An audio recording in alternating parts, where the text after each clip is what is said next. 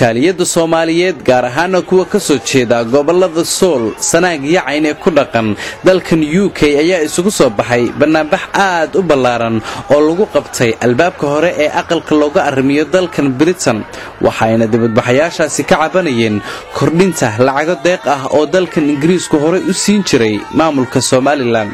waxayna sheegeen dibadbaxayaashaasi in deeqaha caalamiga ah ee loogu yabo maamulka Somaliland lagu hakardaameeyo dadka ka soo jeeda gobolada Sool, Sanaag iyo Cayn waxaana sidoo kale dibadbaxayaashaasi ay ku dhawaaqayeen in aysan Soomaaliya u kala qaybsami karin dawladda Soomaaliya jiritaankeeduna uu yahay mid muqaddas ah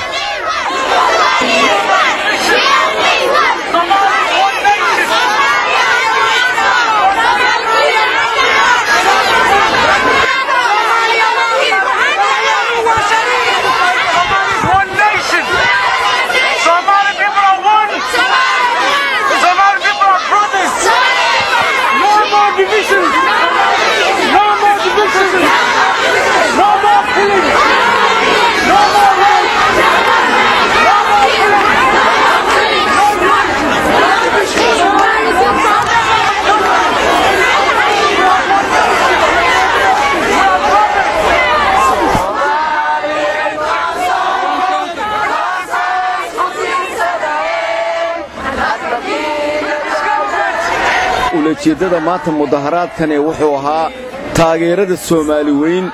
inaanu halka ka muujino iyo inaanu ka soo horjeedno kala go'a Soomaaliya runaantii SSC ahaan shucuurtayada waanu ku soo bandhignay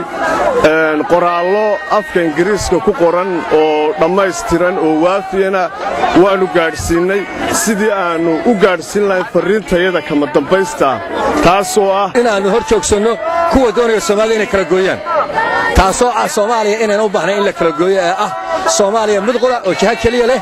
Soomaaliya ay tahay taasaan u nimi waxaan rajaynaa insha Allah taala haddaanu SSC nahay inaan Soomaaliya la kala gooyin marnaba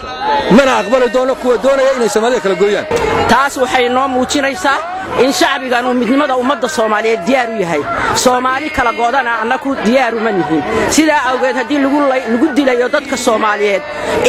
in la kala googooyo taas dadku dagaal bay ka xigaan silaayana waa inuu gartaa wuxuu shalay u dagaalamaya dadka u dagaalamaya kama hor iman karo maantana adduunkaba rabitaanka shacbiga wax walba ka sareeya waxa way Soomaalidu waa reer walaal budegan yahay ma qurux badna in reer uu damcay uu reer caburiyo waliba khaasatan dadkani waa dad wada dhashay dadkani waa dad is ahaan doona isna ah waligoodna is ahaan doona ma qurux badna in qabiil loo define gareeyo ma qurux badna in iyaga la isku dhufto hal la joojiyo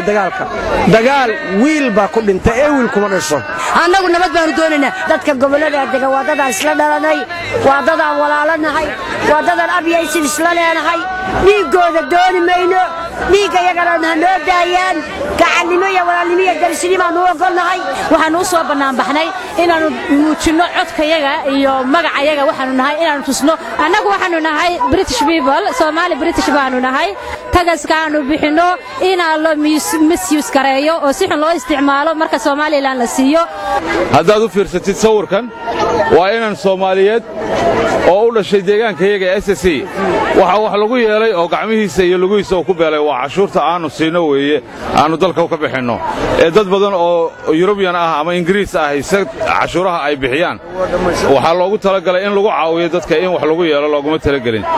dadka Britishka ee taxpayerka anaga baan noqotay inay lacagta ka joojiyaan gumaadka lagu sameeyo dadka shacabka lagu laynayo ay u tala gashay in caafimaadka iyo educationka wax laga qabto waxaan u sheegaynaa in Soomaaliya ayaan kala gooy karin qabiilna uu Soomaaliya kala gooyin karin horta iyadana Soomaaliya lagu ma kala jarayo waalid aabayaashayaba waa diidanaya awoowayaashayo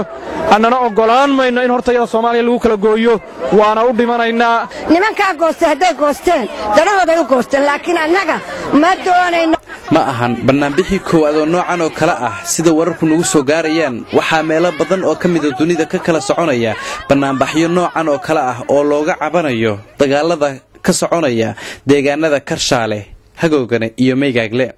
Cabdinaasir Cirro Universal TV bartamaha magaalada London